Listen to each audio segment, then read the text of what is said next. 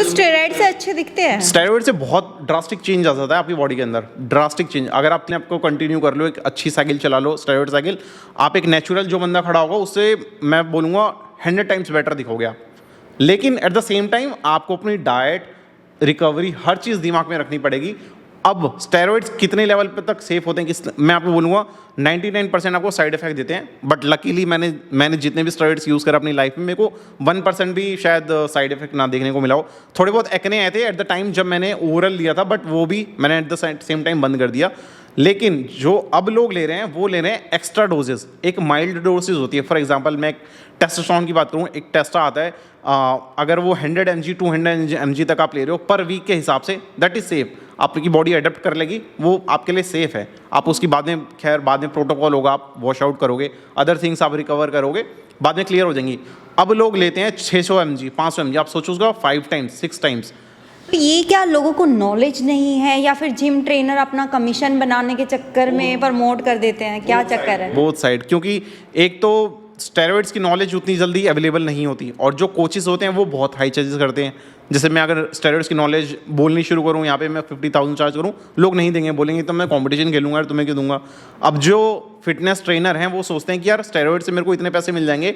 जो 2500 रुपये के स्टेरॉइड्स की एक शीशी आती है, मैं अगर मार्केट में जाके किसी को भी 50,000 की बेचूँ तो मेरे को सोचो कितने पैसे मिल जाएंगे।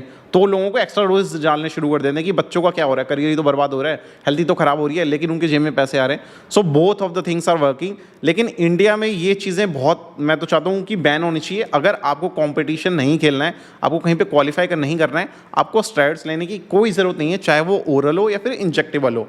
क्योंकि आपको कंपटीशन खेलना है तो आपको अल्टीमेटली आपका वो करियर हो गया, आपको प्रोफेशन होगा, आपको वहाँ से पैसे कमाने, दैट्स अनदर पार्ट, वो आपको करना ही पड़ेगा। बट 99% लोग कंपटीशन के लिए नहीं खेलते। उनका काम है बस इंस्टाग्राम पे 2-3 फोटो के लिए वाई और प्लेइंग योर हेल्थ उसके लिए, क्योंकि इंस्टाग्राम हम स्वाइप करते हैं, हम देखते हैं किसी की नसें फट रही हैं, कोई डेडलिफ्ट कर रहा है 200 किलो, अच्छा मोटिवेशन मिल गई, ट्रेनर को दिखाया, उसने बोला इंजेक्शन लेना है, तो चलो ये इंजेक्शन आज ट्रेन ले लिया, फिर टेस्टोस्टेरोन ले लिया, वो लगाना शुरू करा, एम्प लगा लिया, एक एम्प बहुत डेंजरस स्टेरॉइड होता है वो लगाना शुरू कर दिया।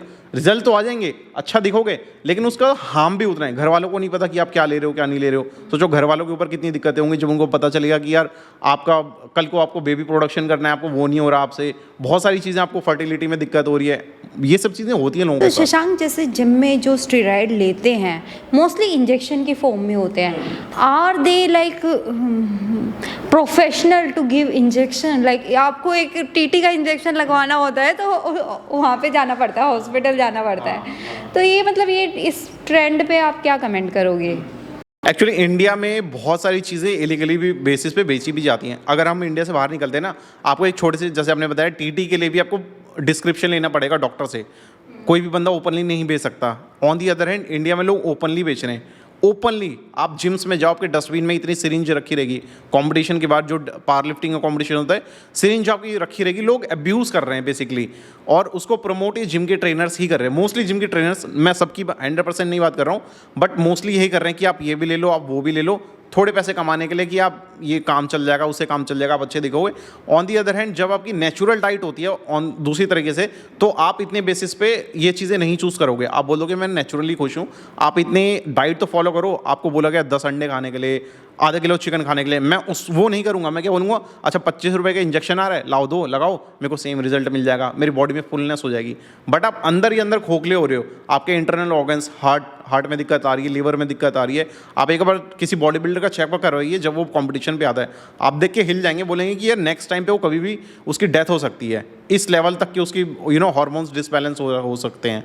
तो बहुत सारी चीज़ें होती हैं, तो एक रिस्की गेम है। बट इंडिया में उसको फिटनेस के नाम पे बहुत अब्यूज़ करा जा रहा है और उसको प्रमोट भी करा जा रहा है। At the same time natural body building को कम कर दिया। अभी एक नेचुरली शो भी हुआ था, वहाँ पे भी उसको बैन करवा दिया because of any of the reason.